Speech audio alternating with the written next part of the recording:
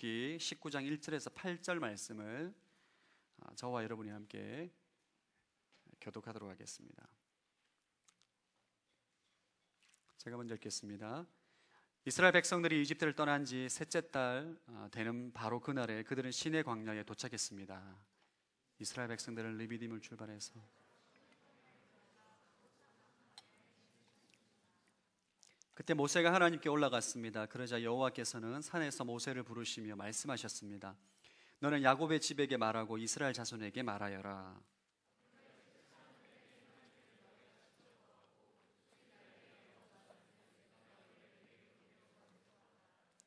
그러니 이제 너희가 내게 온전히 순종하고 내 언약을 지키며 너희는 모든 민족들 가운데 특별한 내 보물이 될 것이다. 온 땅이 다 내 것이지만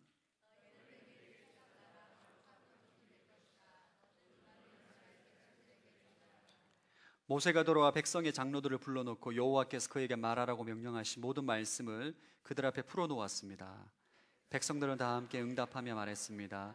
여호와께서 말씀하신 대로 우리가 다 행하겠습니다. 모세는 그들의 대답을 여호와께로 가져갔습니다. 아멘. 우리 함께 먼저 기도 한번 하고 주님 앞에 말씀을 듣겠습니다. 한 주간 살아오면서 지었던 죄들, 생각으로 지었던 죄들, 마음으로 품었던 죄들, 모든 죄들 주님 예수 그리스도의 보혈로 깨끗하게 씻어 주시옵소서. 나의 마음과 생각을 씻어 주시고 정결케 해 주시고 깨끗게 해 주셔서 주의 말씀을 들을 수 있는 귀와 마음문을 열어 주시옵소서. 함께 회개함으로 기도하겠습니다. 하나님 아버지 감사합니다. 거룩한 주일 주의 말씀을 들을 수 있는 은혜를 허락하여 주심을 감사함을 드립니다. 주님 이 시간 예수 그리스도의 보혈을 의지하여서 기도합니다. 나의 모든 생각과 심령 가운데 있는 모든 정결하지 못한 생각들, 부정적인 생각들, 원망과 미움, 짜증, 그 모든 더러운 것들이 예수 그리스도의 보혈로 말미암아 깨끗하게 씻어지는 역사가 일어나게 하여 주옵소서. 정결한 마음 허락하여 주시옵시고 정결한 생각 허락하여 주시옵시고 마음을 새롭게 함으로 변화를 받아 하나님 말씀을 들을 때에 하나님의 선하시고 기뻐하시고 온전한 뜻이 무엇인지 분별하게 도와주시고 주의 말씀과 온전히 순종함으로 나아가게 하여 주옵소서. 사랑하는 주님, 이 시간 기도합니다. 한 주간 살아오면서 나의 마음과 생각 가운데 품었던 모든 악한 생각들, 더러운 생각들, 모든 정욕들 이 시간 예수 그리스도의 보혈로 씻어 주시옵소서. 정결한 마음 품게 하여 주시옵소서. 깨끗한 심령 품게 하여 주옵소서. 맑은 생각 가지게 해주셔서 우리의 길을 열어 주시옵시고 마음문을 열어 주셔서 주의 말씀의 씨앗이 떨어졌을 때에 30배, 60배, 100배의 열매가 맺혀지는 인생이 되게 하여 주시옵소서. 감사드리오며 살아계신 예수 그리스도 이름으로 기도합니다. 아멘. 말씀 충만하십시오. 성령 충만하시기 바랍니다. 봄이 온 것 같습니다. 여러분 얼굴을 보니까 정말 봄이 온 것 같아요. 하나님 백성에게 있어서 광야는 축복이라고 말할 수 있습니다.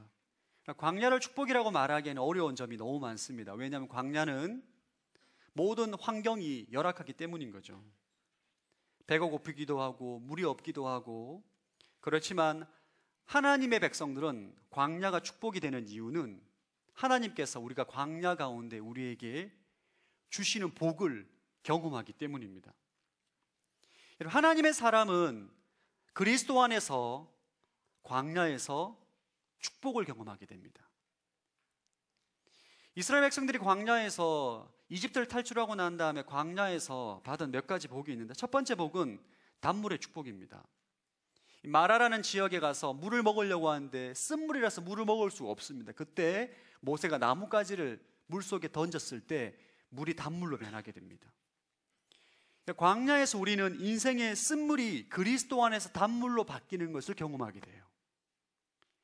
요셉의 상처와 아픔을 통해서 그가 애굽의 국무총리로 쓰임받았던 것처럼 광야에서 우리는 인생의 쓴물이 그리스도 안에서 단물로 바뀌는 것을 경험하게 됩니다. 이것이 단물의 축복이에요. 두 번째 광야에서 만나는 축복은, 경험하는 축복은 만나의 축복입니다. 배가 고프고 먹을 것이 없고 굶주린 광야에서 우리는 하나님께서 우리 인생 가운데 직접 공급해 주시는 만나를 먹는 축복을 경험하게 되는 거예요. 이 땅에 수많은 사람들이 무엇을 먹을까 입을까에 대한 염려와 걱정과 근심으로 살아갑니다. 그러나 하나님은 광야에서 하나님 백성들에게 만나를 먹게 하심으로 이 땅에서 무엇을 먹을까 입을까에 대한 염려가 없이 하나님을 신뢰함으로 살아갈 수 있는 인생이 될 수 있도록 축복을 주시는 거죠. 이것이 광야 가운데 경험하는 만나의 축복입니다. 세 번째 우리가 경험하는 축복은 중보기도의 축복을 경험하게 됩니다. 지난주에 나눴던 말씀이죠. 아말렉과의 전쟁 가운데 이스라엘 백성들은 모세의 중보기도를 통해서 전쟁에서 승리하는 것을 배우게 됩니다. 전쟁은 군사력에 의해서 이기는 것이 아니라 중보기도를 통해서 이기는구나를 경험하게 되는 거예요. 여러분은 광야와 같은 인생 가운데 불현듯 찾아오는 전쟁 가운데 여러분은 기도의 능력으로 승리하는 것을 경험하는 축복을 누리게 됩니다. 이런 것들을 광야에서 경험하는 거예요. 광야에서 모든 전쟁에 이길 수 있는 기도의 특권이 나에게 주어졌음을 우리가 깨닫게 되고 배우게 되는 것입니다. 네 번째 축복은 부르심의 목적을 깨닫는 축복을 경험하게 됩니다. 오늘 본문에서 우리가 함께 나누게 될 주제예요. 여러분 인생 가운데 광야에서 무엇을 깨닫게 되는가? 우리의 부르심의 목적을 발견하게 됩니다. 하나님께서 왜 나를 구원하셨는지, 하나님을 왜 나를 예수를 믿고 하나님의 자녀가 되어서 이 땅 가운데 무엇을 하며 살아갈 수 있도록 인생의 목적을 주는지를 깨닫게 됩니다. 이것을 광야에서 여러분 발견하게 되는 거예요. 저를 따라해, 광야에서 부르심을 발견한다. 여러분, 하나님의 사람이 풍족한 삶의 환경에서 부르심을 발견하지 않습니다. 대부분의 하나님의 사람들은 광야에서 하나님의 부르심을 발견하게 돼요.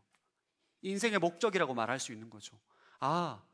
내가 이것을 위해서 부름을 받았구나. 내가 가야 할 인생의 방향이 어딘지, 무엇을 하며 살아가야 되는지를 광야에서 여러분 깨닫게 되고 발견하게 됩니다. 오늘 본문은 이스라엘 백성들이 이집트에서 탈출하고 난 지 만 2개월 되는 시점입니다.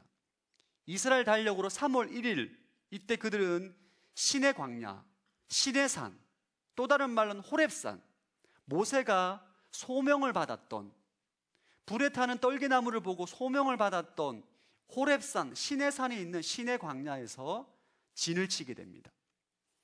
1절 말씀 한번 읽어보겠습니다. 시작. 이스라엘 백성들이 이집트를 떠난 지 셋째 달 되는 바로 그날에 그들은 신의 광야에 도착했습니다. 200만 명이나 되는 이스라엘 백성들이 신의 광야에서 진을 치고 장막을 치고 이곳에서 하나님과의 언약을 맺게 됩니다. 이것이 바로 유명한 신의 산 언약이에요. 이스라엘 백성들은 40년 광야 생활 가운데 이 신의 광야에서 1년 동안 머물게 됩니다. 이곳에서 율법을 받게 됩니다. 그때 받았던 율법이 레위기 말씀이에요. 이곳에서 성막을 제작합니다. 성막을 제작하고 지성소를 제작하고 성막 안에 들어가 있는 모든 이게 하나님의 집기들을, 예배를 드리는 집기들을 다 만들어요. 모세를 통해서.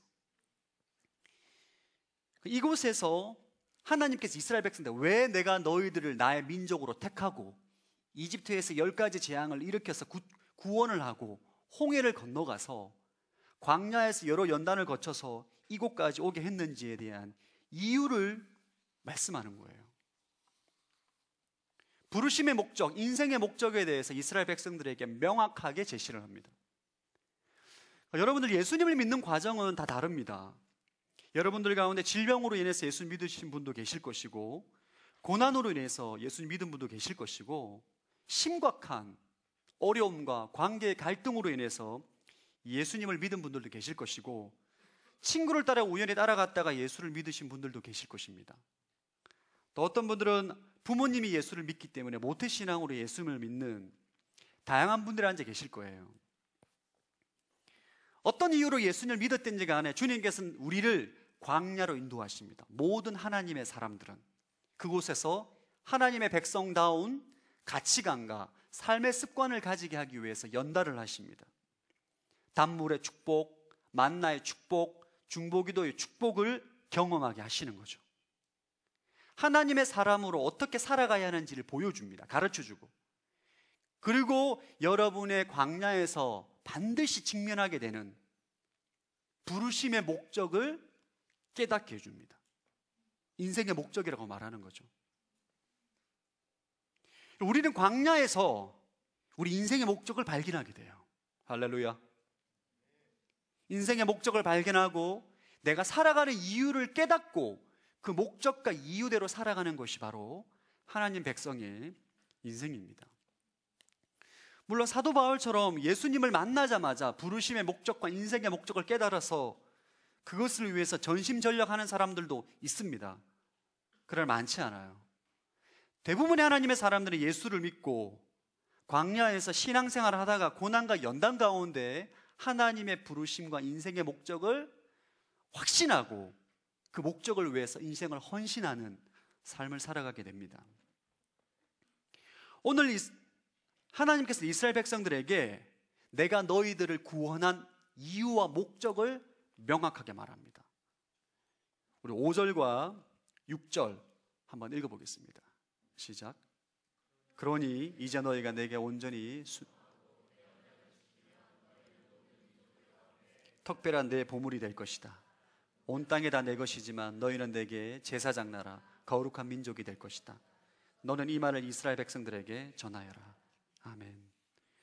여러분, 하나님께서는 이스라엘 백성들은 내가 너희들을 구원한 이유가 있다는 거예요.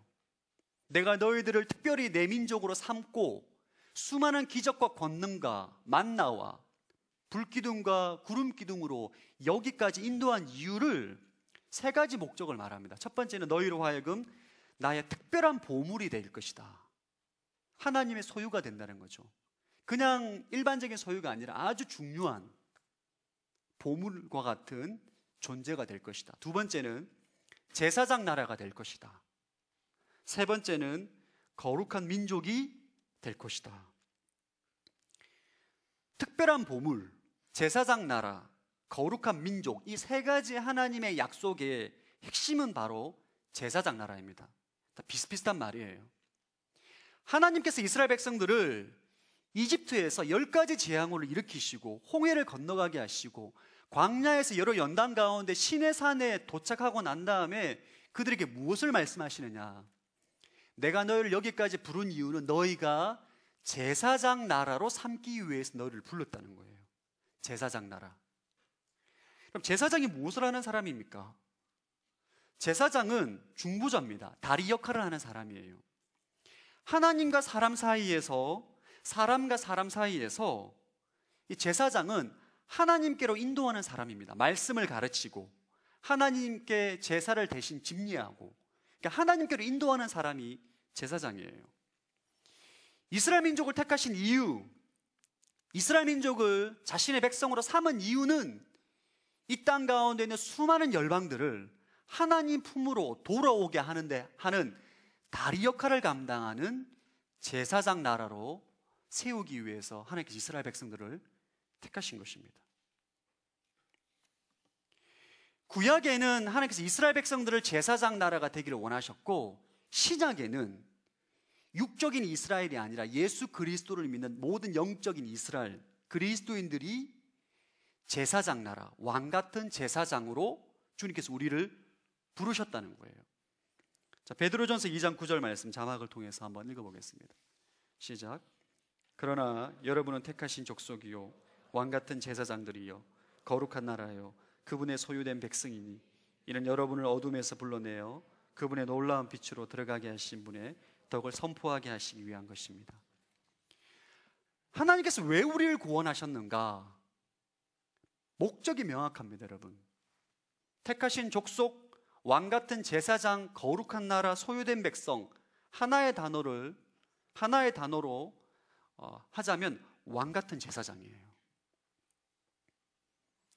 예수님처럼 왕권, 통치하고 다스릴 수 있는 권한을 가지고 제사장의 권한을 가진 우리 그리스도인으로 하여금 믿지 않는 수많은 사람들이 하나님 품으로 돌아올 수 있도록 인도하고 말씀을 가르치고 기도하는 그 사람으로 삼기 위해서 우리를 구원했다는 거죠.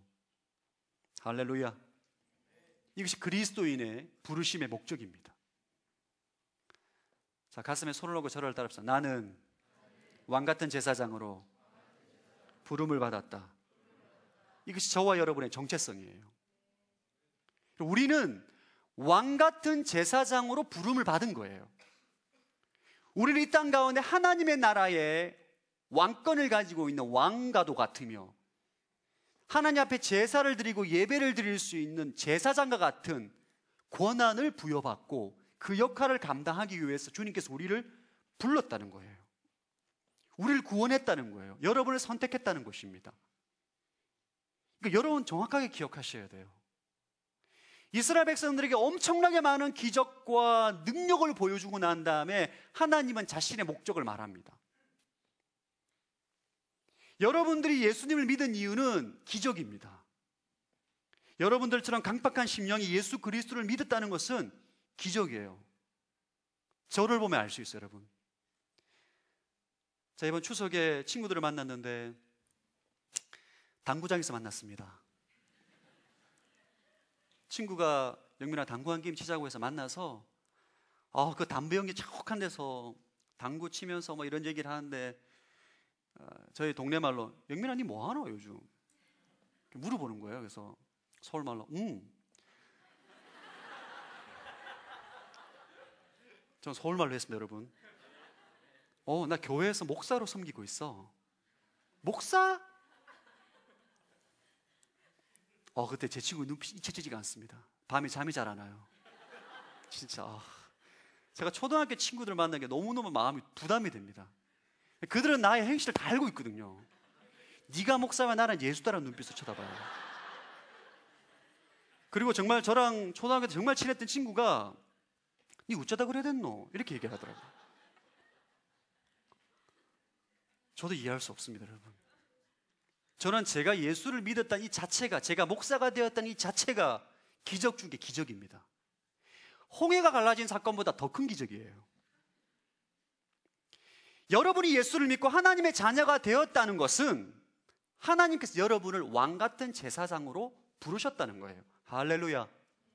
여러분이 부정해도 어쩔 수 없습니다. 하나님의 부르심이 여러분 거부할 수 없는 부르심이에요.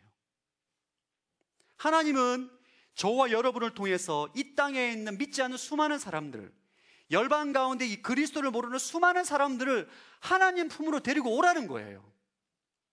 그것을 위해서 너를 불렀다는 거예요. 그것을 위해서 너를 구원시켰다는 거예요. 그것을 위해서 내 인생 가운데 홍해를 갈랐다는 거예요. 그것을 위해서 네 인생 가운데 만나의 축복과 중보기도의 축복과 단물의 축복을 줬다는 거예요. 경험하게 해줬다는 거예요. 우리는 정체성이 명확해야 돼요. 사람은 정체성 따라 살아가게 되어 있습니다. 경찰은 지나가다 도둑을 만나면 도망가지 않습니다. 강도를 만나면 그 사람보다 싸움을 잘하든 못하든 경찰은 달려가게 되어 있어요. 왜? 본인의 정체성이 경찰이기 때문에. 우리의 정체성이 무엇이냐에 따라서 우리의 삶과 행동은 나타나게 되어 있습니다. 여러분의 왕같은 제사장이라는 정체성을 갖고 있는 자는 언제 어디서든 복음을 전하고 선교하게 되어 있어요. 여러분의 부르심, 인생의 목적이 왕같은 제사장이라는 정체성이 없으면 전도에도 관심이 없고 선교에도 관심이 없고 무엇을 먹을까 입을까에만 관심을 갖고 살아가는 그리스도인으로 전락하게 된다는 거예요. 저를 따라합시다. 나는 누구인가? 그리스도인은 항상 이것을 기억해요. 나는 누구인가? 나는 어디에서 왔으며 어디를 향해 나아가고 있는가? 그리스도인은 하나님으로부터 구원을 받아서 그리스도로 말미암아 구원을 받아서 왕같은 제사장이요 거룩한 나라요 택하신 족속이요 하나님의 소유된 백성으로 왕같은 제사장으로 부름을 받았다는 정체성을 가지고 있어야 돼요. 이게 무슨 소린가요? 그렇군요. 할렐루야. 예수님께서는 우리의 정체성에 맞는 명확한 명령을 하셨습니다. 마태복음 28장 19절 20절 말씀 한번 읽어보겠습니다. 시작. 그러므로 너희는 가서 모든 민족을 제자로 삼아 아버지와 아들과 성령의 이름으로 세례를 주고 내가 너에게 명령한 모든 것을 그들에게 가르쳐 지키게 하라. 보라, 내가 세상 끝날까지 너희와 항상 함께 있을 것이다. 예. 우리는 왕 같은 제사장으로, 제사장 나라로 부름을 받았기 때문에 우리가 해야 될 일은 모든 민족을 제자 삼는 거예요. 이것이 우리의 부르심이자 교회의 부르심입니다. 여러분, 여기에 여러분이 동의하든 동의하지 않든 이건 진리예요. 변하지 않습니다. 여러분이 아무리 이 사실을 부정해도 우리의 부르심이 왕 같은 제사장으로 부름을 받았다는 이 진리는 변하지 않아요. 바뀌어지지 않습니다. 저를 따라합시다. 교회의 부르심은 전도와 선교이다. 여러분, 교회의 부르심, 그리스도인의 모임, 그리스도인의 부르심은 전도와 선교입니다. 오늘날 많은 그리스도인들이 전도하고 선교하는 것은 선택이라고 생각하는 듯해요. 선택이다. 하면 좋고 안 하면 어쩔 수 없고, 못할 때 여러 많은 자기 합리화를 하는 거죠. 시간이 없다, 바쁘다, 아직 훈련이 안 돼 있다, 영성이 부족하다, 여러 많은 자기 합리화를 말합니다. 여러분, 교회에서 성경 공부를 할 때 가장 인기 없는 과목이 전도예요. 가장 인기 없는 과목이 선교입니다. 사람들이 수강하지 않습니다. 왜? 선교사를 보낼까 봐. 할렐루야. 여러분, 아무나 안 보냅니다. 걱정하지 마세요. 아무나 안 보낸다니까요. 여러분, 선교하고 전도하는 것이 나에게는 별로 해당 사항이 없다라고 생각하는 분들은 부르심을 잘못 이해하고 있는 거예요. 성경을 잘못 이해하고 있는 거예요. 다시 말씀을 드립니다. 전도하고 선교하는 것에 관심이 없고 나에게는 해당 사항이 없다라고 생각하는 분들은 성경을 잘못 해석하고 있는 거예요. 잘못 이해하고 있는 거예요. 세계사를 보면 하나님께서는 당신을 경외하는 백성들에게 굉장히 많은 축복을 합니다. 기독교 2000년 역사를 보면 예수를 믿고 하나님을 경외하고 기도하는 민족 가운데 엄청난 물질적인 축복과 영적인 축복을 주십니다. 오늘날에 있는 세계사입니다. 세계사. 문제는 축복을 받고 난 다음이에요. 하나님을 경외하는 수많은 민족들이 축복을 받고 난 다음에 그 복을 모든 민족을 제자 삼는 데 흘려보내지 않고 자기들끼리 누리는데 그칩니다. 축복을 흘려보내지 않는 거죠. 열방 가운데 흘려보내지 않는 거예요. 이때 민족과 교회에 문제가 생기기 시작하게 됩니다. 우리나라도 지금 그런 상황이에요, 여러분. 이스라엘 백성들은 출애굽기 19장에 하나님께서 그들을 구원한 이유, 부르신 이유를 명확하게 말씀을 하셨어요. 그래서 그들이 이해를 했습니다. 아, 우리가 부름받은 이유는 제사장 나라로 주님께 쓰기 위해서 불렀구나 라고 이해를 하고 강의를 했는데, 가나안 땅에 들어가서 세대가 세대를 거듭할수록 이스라엘 민족들은 이것을 망각하기 시작합니다. 망각하고 난 다음에 가나안 땅에 입성하고 그 땅을 정복하고 난 다음에 그들은 선택받았다는 선민 사상에 빠지게 되고 다른 민족을 배타적으로 여기는 민족주의에 빠지게 돼요. 제사장 나라의 역할을 잊어버리게 됩니다. 심지어는 예수님께서 이 땅 가운데 오셨을 때 사도들이 열방 가운데 왕 같은 제사장 역할을 감당하는 것을 가장 핍박했던 사람들이 바로 육적 이스라엘 민족들이에요. 하나님의 자녀란 특권의식과 선민의식만 가지고 부르심의 목적을 잃어버린 이스라엘 역사를 기억해야 돼요. 결국 이스라엘은 망하게 됩니다, 여러분. 이 말씀은 굉장히 두려운 메시지예요. 오늘날의 저와 여러분이 왕 같은 제사장의 역할을 감당하지 못하면 우리도 수많은 기독교 역사를 전철을 밟게 됩니다. 이스라엘은 나라가 없이 2000년 동안 나그네로 살아가는 민족이 돼요. 왜? 부르심의 목적을 잃어버린 거예요. 인생의 목적을 망각한 것입니다. 하나님께서 나를 택하시고 나를 구원하신 이유를 망각하고 내가 잘 먹고 잘 사는 것에 집중할 때 민족과 교회가 망하게 되는 거예요. 전 여러분 이 말씀을 반드시 기억하기를 축복합니다. 우리 이 말씀을 두렵과 떨림으로 들어야 돼요. 이 말씀은 지금 졸고 계시면 다 일어나십시오. 잠에 안 듭니다. 이 말씀은 두렵고 떨림으로 들어야 돼요. 여러분, 하나님께서 육적 이스라엘을 버렸다면 우리는 어떻겠어요?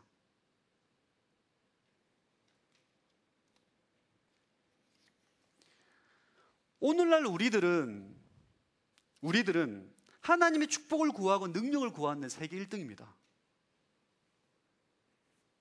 여러분들 가운데 하나님의 축복을 구하지 않는 사람은 아무도 없을 거예요. 그러나 하나님의 구원 계획에는 관심이 별로 없는 거죠. 여러분, 하나님께서 무엇에 관심을 가지고 있는지를 한번 생각해 보셨습니까? 여러분, 하나님께서는 무엇에 온통 관심이 가 있는지 성경을 보면 하나님의 관심은 하나예요. 모든 민족을 복음으로 구원하는 것입니다. 여러분, 전도하고 선교하는 것이 나의 부르심의 목적, 내 인생의 목적이라고 생각을 하고 계십니까? 오늘 한번 스스로 한번 점검해 보시기 바랍니다. 나는 과연 내 부르심의 목적이 복음을 전하고 모든 민족을 제자 삼는 것이 내 인생의 목적인가? 내 부르심의 목적으로 삼고 있는가? 내가 사업을 하는데 그 목적 때문에 사업을 하는 것인가? 내가 직장 생활을 하는데 내가 전도와 선교의 목적으로 직장 생활을 하고 있는 것인가? 내가 가정주부로 살아가고 있는데 내가 과연 전도와 선교를 목적으로 이 가정을 섬기고 있는 것인가? 내가 교회를 섬기고 있는 리더십인데 내가 과연 전도와 선교를 목적으로 교회를 섬기고 있는 것인가? 물어봐야 돼요. 여러분, 사실 좀 부끄러운 고백이지만 저 사실 목회자가 되어서 사역을 하면서도 전도와 선교에 대해서 제가 별로 얘기를 안 했어요. 솔직히 제가 말씀을 드리면 제가 작년 XE 훈련을 받으면서 성령께서 저에게 깨닫게 해주셨어요. 우리의 부르심의 목적이 뭐냐? 주님께서 정말 관심을 갖고 있는 것이 무엇이냐? 전도하고 선교하라는 거예요. 이것은 여러분이 원하지 않아도 하나님의 뜻은, 하나님의 구원 계획은 이루어져 갑니다. 당신의 신실한 종들을 통해서. 우리 빨리 동참해야 돼요. 빨리 주님의 구원 계획에 동참을 해야 됩니다. 할렐루야. 구원 계획에 동참을 해야 돼요. 하영조 목사님께서 쓰신 책 가운데 이런 책이 있습니다. 나는 선교에 목숨을 걸었다. 여러분, 그런 책은 팔리지 않습니다.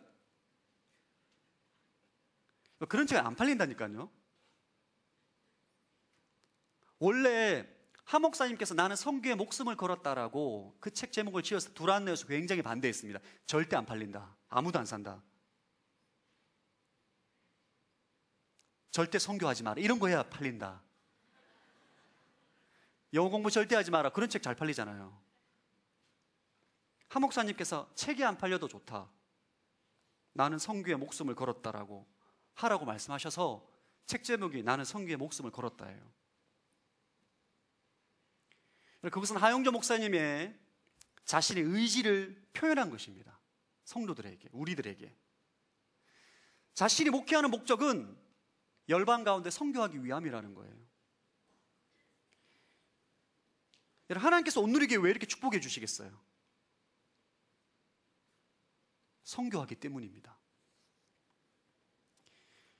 부흥은 교회의 목적이 될 수 없습니다. 절대로. 교회의 목적은 선교에 있어요. 여러분의 개인 인생도 마찬가지입니다. 여러분이 하나님의 부르심의 목적에 명확하게 인생의 방향에 정해져 있을 때 하나님께서 복을 부어주는 거예요. 인생의 목적이 명확하기 때문에 돈을 아무리 주어도 타락하지 않습니다. 아무리 높은 자리에 올라가도 타락하지 않습니다. 돈으로, 권력으로 타락하지 않아요. 그는 자신에게 주어지는 모든 물질과 재정을 축복의 통로로 열방 가운데 흘려보냅니다. 자기 자신에게 주어진 모든 권력을 열방을 제자 삼는 것에 사용을 합니다. 하나님은 그러한 인생으로 우리가 살아가기를 원하신다는 거예요. 사람은 인생의 목적이 명확하지 않으면 타락하게 돼 있어요. 여러분, 왜 여러분들이 하나님께 인생의 복을 구해도 복을 주지 않는 줄 아십니까? 여러분이 인생의 방향이 명확하지 않으면 여러분에게 복을 주면 줄수록 타락하기 때문이에요. 하나님께서 그걸 원하지 않습니다. 하나님께서 엄청나게 복을 주시는 사람은 인생의 방향이 명확한 사람들이에요. 배가, 바닷가에 있는 배가 목적지가 명확하지 않으면 아무리 좋은 바람이 불어도 소용이 없습니다. 아무리 좋은 바람이 불어도 그 배는 소용이 없어요. 우리 인생은 늘 순풍을 기다립니다. 여기 계신 분들 다 순풍을 기다릴 거예요. 풍랑을 원하는 사람은 아무도 없을 거예요. 다 순풍을 기다릴 것입니다. 인생의 방향이 정해지지 않으면 결코 순풍을 만날 수가 없어요, 인생은. 그러나 인생의 방향을 정하면, 목적지가 명확하면 어떠한 풍랑과 바람이 불어도 우리는 목적지를 향해 갈 수 있는 순풍으로 만들 수 있는 거예요. 사랑하는 여러분, 여러분의 인생의 목적을 명확하게 정립하시기를 축복합니다. 여러분이 정립하지 않으면 여러분 손해입니다. 전도하고 선교하는 것이 우리 인생의 목적이 되어야 돼요. 할렐루야. 주무시는 분 다 일어나십시오. 중요한 메시지예요. 따라합시다. 우리 인생의 목적은 전도하고 선교하는 것이다. 옆 사람에게 영혼에 실려있는 멘트로 당신의 부르심은 전도와 선교입니다. 축복하겠습니다. 여러분, 영혼에 안 실려 있어요. 다시 한번 옆 사람에게 당신의 부르심은 전도와 선교입니다.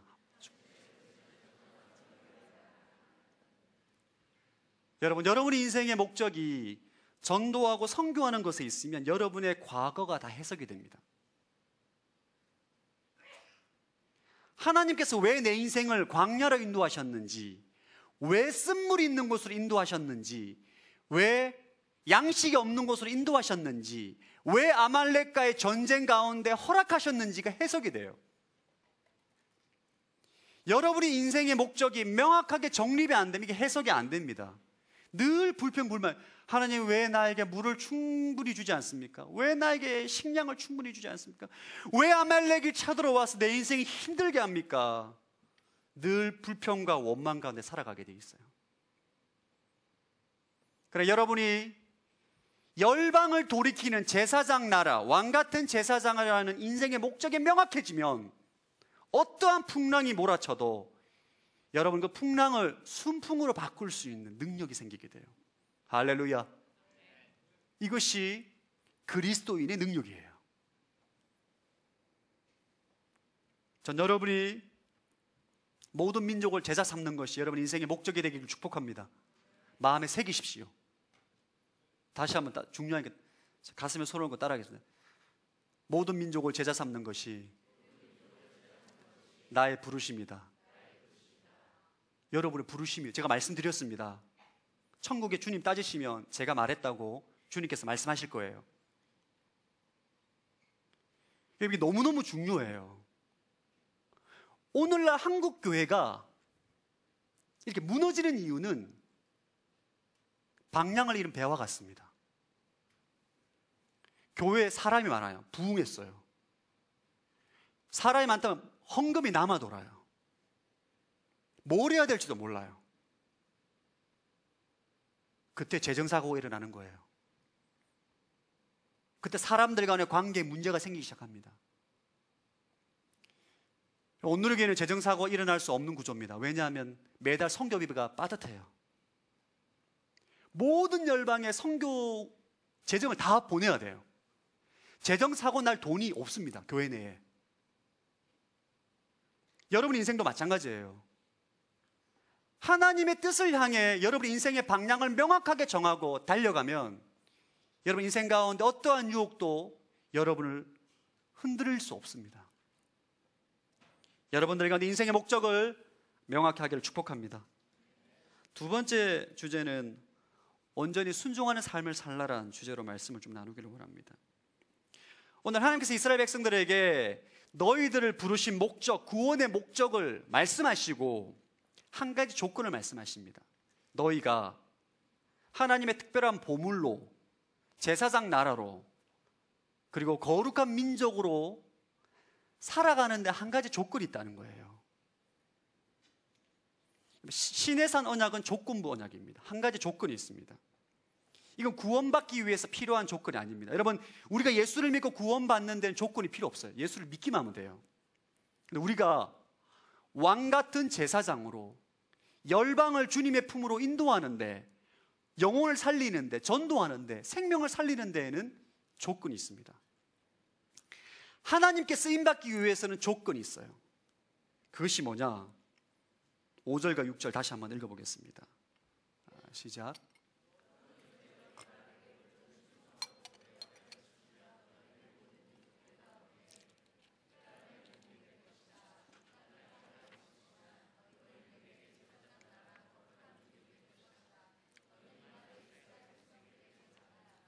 5절에 너희가 내게 온전히 순종하고 내 언약을 지키면 주를 남겨 주시기 바랍니다. 우리가 어떻게 하나님께 쓰임받을 수 있는가? 우리가 어떻게 부르심의 목적에 합당한 삶을 살아갈 수 있는가? 능력이 나타나는가? 순종입니다. 하나님과 나와 맺은 언약, 이스라엘 백성들의 신의 산 언약이라면 우리는 예수 그리스도의 새로운 언약, 예수 그리스도의 피로 맺은 언약에 의해서 주의 말씀에, 그리스도의 말씀에 순종할 때에 주님께 쓰임받을 수 있다는 거예요. 하나님 우리에게 왕같은 제사장으로 너희가 살기 위해서 탁월함을 요구하지 않습니다. 하나님은 저와 여러분에게 탁월함을 요구하지 않아요. 무엇을 요구하는가? 순종을 요구합니다. 순종. 자, 7절과 8절 읽어보겠습니다. 시작. 모세가 돌아가 백성의 장로들을 불러놓고 여호와께서 그에게 말하라고 명령하신 모든 말씀을 그들 앞에 풀어놓았습니다. 백성들은 다 함께 응답하며 말했습니다. 여호와께서 말씀하신 대로 우리가 다 행하겠습니다. 모세는 그들의 대답을 여호와께 가져갔습니다.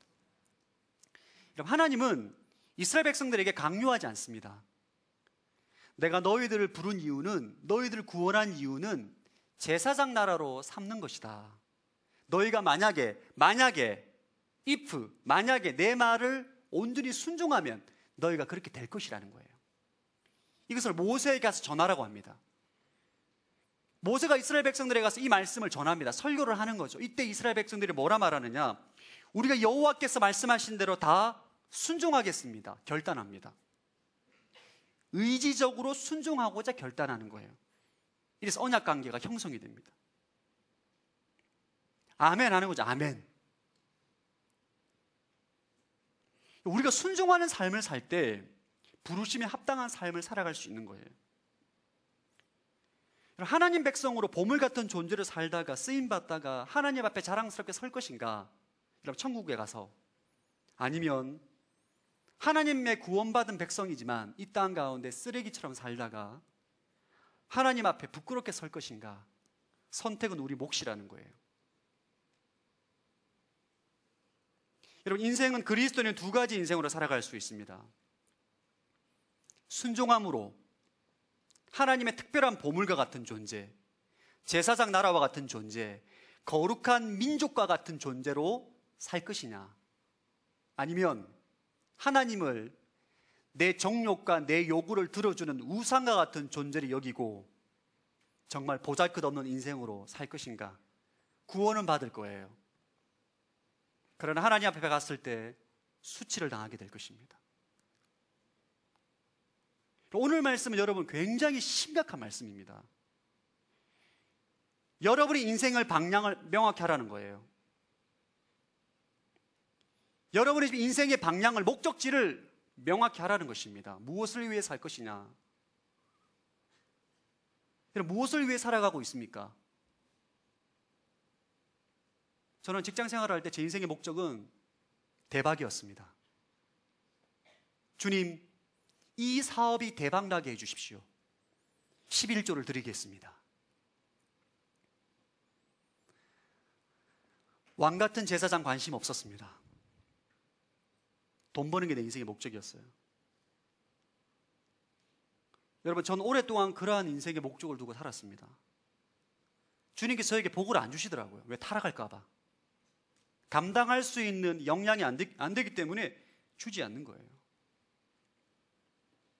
그러니까 순종하는 삶이 너무너무 중요합니다. 성경에 보면 순종함으로 인해서 위대한 인생으로 살아갔던 수많은 사람들이 나오고, 불순종으로 인해서 정말 쓰레기와 같은 인생으로 전락한 인생이 나옵니다. 여러분, 어떤 인생으로 살기를 원하세요? 성경에 보면 대조적으로 비교되는 두 사람이 나옵니다. 다윗과 사울이에요. 사울은 보석과 같은 존재였어요. 이스라엘의 초대 왕으로 하나님께서 기름 부으셔서 엄청난 보물과 같은 사람으로 살게 됩니다. 근데 그가 불순종으로 마지막에 자살로 생을 마감하고 그의 집안이 완전 망하게 됩니다. 반면에 다윗은 집안의 막내입니다. 아무도 주목하지 않는, 양의 똥을 치우는, 아무도 주목하지 않는 보잘것없는 인생인데, 그가 순종하는 삶을 통해서 이스라엘 역사 가운데 지금도 그리스도를 믿는 수많은 하나님의 사람들 가운데 다윗, 예수 그리스도의 조상으로 영광을 받은 인생으로 역사의 길이 남아 있어요. 어떻게 인생이 이렇게 갈릴 수가 있는가? 그 키는 바로 순종과 불순종입니다. 순종이 중요하다는 것은 모든 사람들이 알고 있어요. 그런데 많은 사람들이 불순종을 하는 것이죠. 왜 그럴까요? 순종을 하면 위대한 인생으로 살아갈 수 있는 것을 알고 있음에도 불구하고 오늘날 많은 사람들이 불순종의 길을 걸어갑니다. 불순종하는 이유는 굉장히 많습니다. 오늘 설교 시간에 다 말할 수 없어요. 중요한 두 가지를 말하고 싶습니다. 사울이 왜 불순종으로 인해서 쓰레기와 같은 존재로 전락하게 되었는지, 찬란했던 이스라엘의 초대 왕이 왜 그런 비참한 인생으로 전락하게 되었는지를 우리가 기억해야 돼요. 여러분은 예수 그리스도를 믿음으로 왕 같은 제사장으로 하나님께서 여러분 부르셨어요. 그러나 여러분이 불순종함으로 불순종의 길을 걸어가게 되면 여러분의 인생은 보잘것없는 인생으로 전락하게 됩니다. 선택은 우리의 몫입니다. 사울의 삶을 통해서 왜 그가 불순종의 길을 걸어갔는가? 특별히 두 가지가 나옵니다. 왜 불순종의 길을 걸어갔는가? 첫 번째, 하나님께 묻지 않습니다. 하나님께 질문하지 않습니다. 여러분, 성경은 사울이 왜 그렇게 인생이 망가지게 되었는지에 대한 명확한 이유를 하나님께 묻지 않았다라고 말을 해요. 역대상 10장 13절 14절 한번 읽어보겠습니다. 시작. 사울이 죽은 것은 그가 여호와께 죄를 지었기 때문입니다. 그는 여호와의 말씀을 지키지 않았을 뿐 아니라 무당에게 찾아가 도움을 구하고 여호와께 묻지 않았습니다. 그래야 여호와께서는 사울을 죽이시고 이새의 아들 다윗에게 그 나라를 넘겨주셨습니다. 사울이 죄를 지어서, 불순종은 이꼬르 죄입니다. 하나님의 법을 어긴 거죠. 말씀을 어긴 거죠. 그가 죄를 지을 수밖에 없었던 결정적인 이유는 하나님께 묻지 않았다는 거예요. 순종의 사람은 항상 하나님께 묻게 돼 있습니다. 중요한 일, 사소한 일, 인생의 선택의 기로에서 늘 하나님께 묻게 돼 있어요. 매일 아침 큐티를 한다는 것은 하나님께 내 인생의 문제를 묻는 거예요. 큐티할 때 주의 음성을 잘 들리는 방법, 질문을 가지고 큐티하면 됩니다. 여러분, 큐티를 정말 잘하고 싶다, 인생의 문제에 대한 질문을 가지고 하나님께 물으면서 큐티를 하는 거예요. 이때 하나님 음성이 들리게 될 줄로 믿습니다. 반면에 다윗은 여러분, 인생에 문제가 있을 때마다, 전쟁이 있을 때마다, 어려움이 있을 때마다 하나님께 묻습니다. 예언자를 통해서, 하나님의 종들을 통해서 묻습니다. 사무엘상, 사무엘하 찾아보면 엄청나게 많이 나옵니다. 다윗은 여호와께 물었습니다. 한번 역대상 14장 10절 한번 읽어보겠습니다. 시작. 다윗이 하나님께 물었습니다. 제가 나가서 블레셋 사람을 공격해 하겠습니까? 저들을 제 손에 넘겨주시겠습니까? 여호와께서 다윗에게 대답하셨습니다. 가라, 내가 저들을 내 손에 넘겨주겠다. 여러분, 다윗은 하나님께 물어요. 늘 물어요. 묻는 인생이에요. 첫째 아들 샘무리가 6살에서 질문이 좀 줄어들 쯤에 둘째 4살짜리 새별이가 요즘 저한테 늘 묻습니다. 왜? 아빠 왜 이름이 영민이야? 왜? 무조건 왜? 아빠 이거는 왜 그래? 왜? 막 괴롭습니다. 정말 너무너무 괴로워요. 막 일단 화가 나, 너무 질문하니까. 우리 하나님께 물어야 돼요. 순종하고자 하는 태도가 있는 사람은 반드시 하나님께 질문이 있습니다. 이게 순종하는 사람의 삶의 습관이에요. 좋은 태도입니다. 역대상 14장 14절 한번 읽어보겠습니다. 시작. 다윗이 다시 하나님께 물었습니다. 하나님께서 그에게 말씀하셨습니다. 곧장 올라가지 말고 블레셋 주변에서 원을 그리듯 뒤를 돌아가서 뽕나무 반지편에서 공격하라. 다윗은 늘 물어요. 다윗은 이게 습관입니다. 습관. 왜냐하면 그에게 있어서 중요한 것은 하나님의 뜻이 중요하기 때문입니다. 묻지 않는 사람은 자신의 뜻이 중요하기 때문이에요. 여러분, 하나님께 물을 때 주의해야 될 사항이 있어요. 하나님 물을 때에 대답을 잘 듣는 사람이 있고 잘 못 듣는 사람이 있어요. 어떤 사람이 잘 듣는가? 하나님께서 어떤 말씀을 하시든지 간에 저는 100% 순종하겠습니다 라는 마음의 태도를 가지고 있으면 주의 뜻이 들립니다. 그러나 여러분 마음 가운데 이미 답을 정해놓고 주님의 뜻을 들으려고 하는 사람은 들리지가 않습니다. 예수님께서 이와 같은 말씀을 하셨어요. 요한복음 7장 17절 한번 읽어보겠습니다. 시작. 누구든지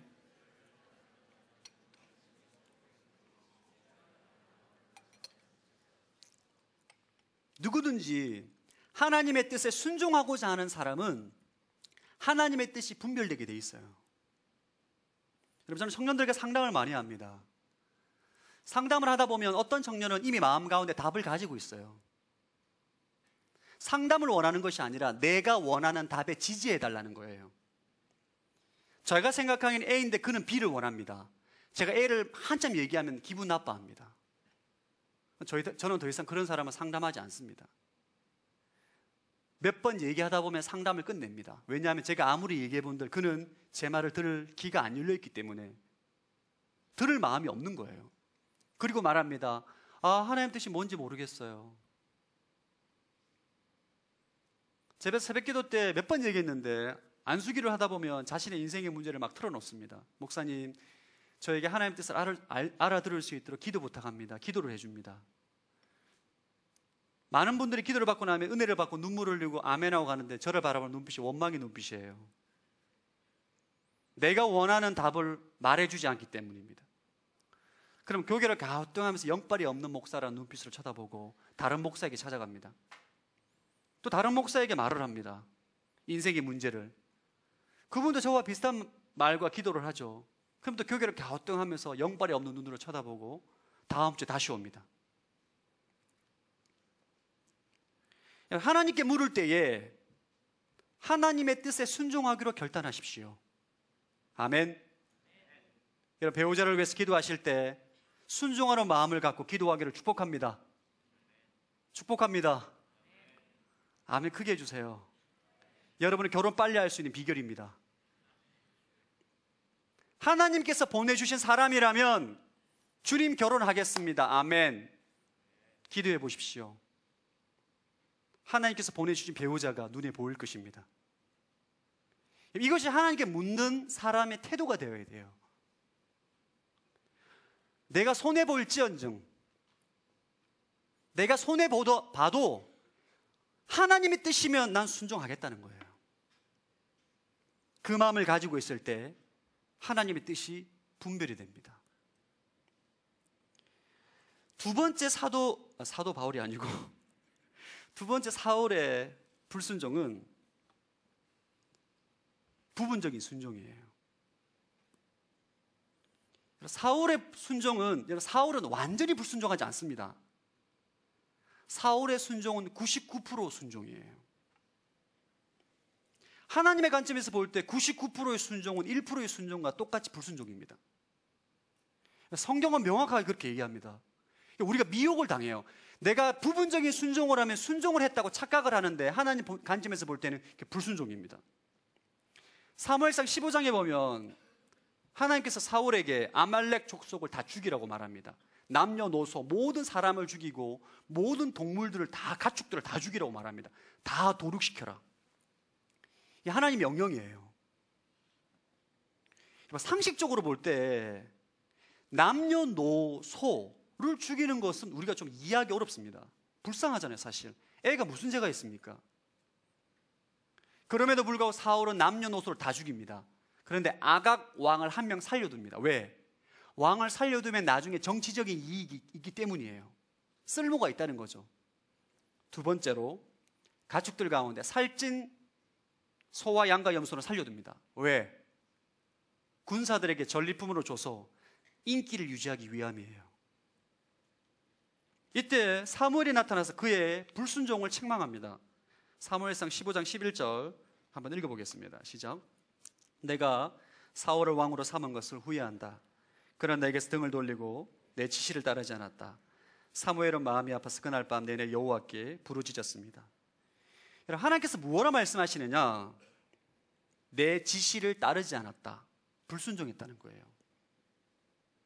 이게 중요한 내용입니다. 여러분, 사울은 이렇게 하면 하나님 나는 순종했습니다. 아각 왕을 빼고 다 죽였습니다. 살찐 양, 염소 몇 마리만 남겨놓고 다 죽였어요. 난 순종했습니다. 말을 하지만 하나님께서 그렇게 말씀하지 않습니다. 너는 불순종했다는 거죠. 우리가 부분적인 순종을 하면 미혹을 당합니다. 내가 순종했다고 착각을 해요. 이것이 치명적인 우리 인생 가운데 하나님께 순종하는 삶을 살아가는 데 있어서 미혹이 되는 거예요. 역대상 15장 22, 23절 한번 다시 한번 읽어보겠습니다. 시작.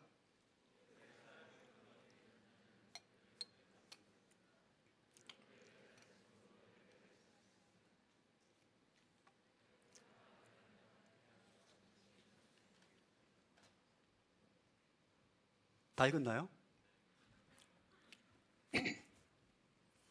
하나님은 사울에게 명확하게 말합니다. 불순종했다는 거예요.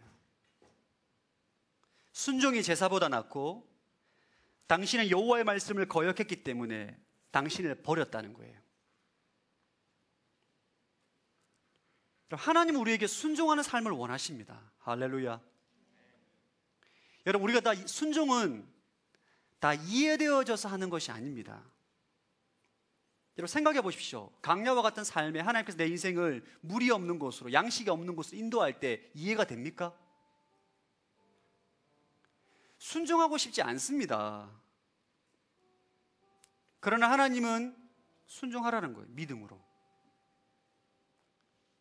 하나님이 아브라함에게 이삭을 번제로 드리라. 네가 정말 목숨보다 사랑하는 아들을 죽여라.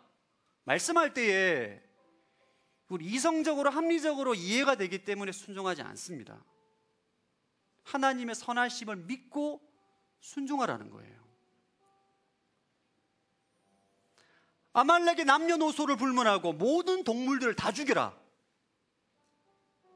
아니, 하나님, 사랑의 하나님께서 어떻게 어린아이를 죽이라고 말씀하십니까? 그들이 무슨 죄가 있습니까? 그리고 경제적인 가치로 생각했을 때 동물들 좀 남겨놔야 되지 않습니까? 우리 이성적으로는 이해되잖아요.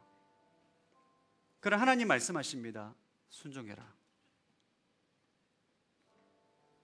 따라서 순종은 믿음으로 하는 것이다. 다시 한번 여러분, 중요. 순종은 믿음으로 하는 것이다. 여러분들에게 전도하고 선교하라고 말씀을 전했을 때 이렇게 말하는 분들 계실 거예요. 아, 먹고 살게 이렇게 바쁜데 무슨 전도하고 선교하라는 것입니까?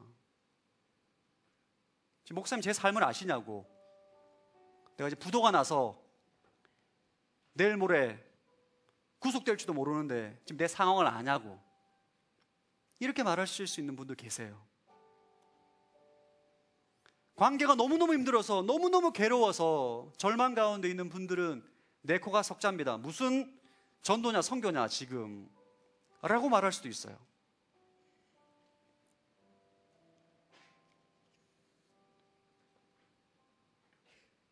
그러나 우리가 기억해야 될 것이 있습니다. 주님의 말씀은 우리의 이성과 상황을 초월하는 거예요. 할렐루야. 우리의 순종의 삶은 우리의 이성으로, 상식으로, 합리적인 사고를 하는 것이 아닙니다. 여러분, 하영주 목사님을 보십시오. 간암 수술 7번 했어요. 미친듯이 교회에서 전도와 선교를 위해서 부르짖고 살았습니다. 왜 그런 삶을 살겠어요?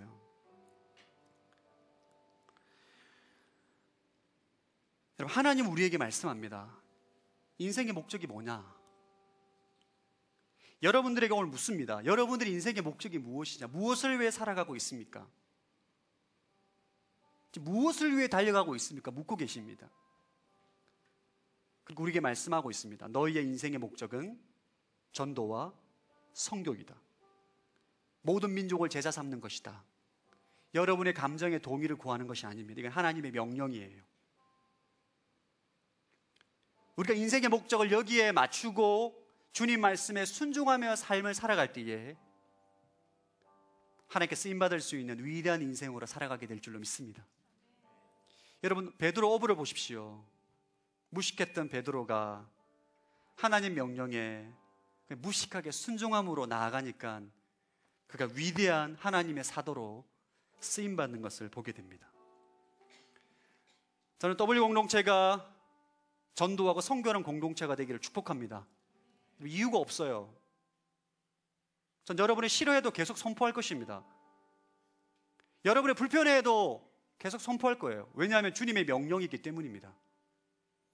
이것은 우리의 상황과 환경을 초월하는 명령이에요. 전도는 기도 좀 많이 하는 사람이 하는 거지 내가 그 전도할 필요가 있나? 여러분, 그렇지 않습니다. 주님의 명령이자 우리 인생의 목적이에요. 무엇을 위해서 돈 벌어요? 무엇을 위해 인생을 살아가고 있습니까? 오늘 이 말씀을 통하여서 다시 한번 여러분의 인생을 정하십시오. 내가 너희를 부른 것은 택하신 족속이요 왕같은 제사장이요 거룩한 민족으로 불렀다는 거예요. 여러분, 태평양 한가운데에서 어디로 가야 될지 몰라 방황하는 배로 살아가지 마시고 목적지를 명확하게 하십시오. 여러분 인생 가운데 어떠한 풍랑이 불어오더라도 여러분 그 풍랑을 통하여서 순풍으로 만들어서 여러분의 목적지로 나아가는 하나님의 사람으로 살아가게 될 줄로 믿습니다. 인생이 목적이 명확하고 모든 민족을 제자 삼는 그 목적을 가지고 있는 모든 인생들 가운데 하나님께서 놀라운 축복과 기름 부음을 허락하실 줄로 믿습니다. 우리 옆사 다시 한번 당신의 왕 같은 제사장입니다. 한번 축복하겠습니다. 아멘. 여러분 인생 가운데 하나님의 승리가 있게 될 줄로 믿습니다. 다 함께 일어나서 함께 찬양하겠습니다. 전능하신 나의 주 하나님,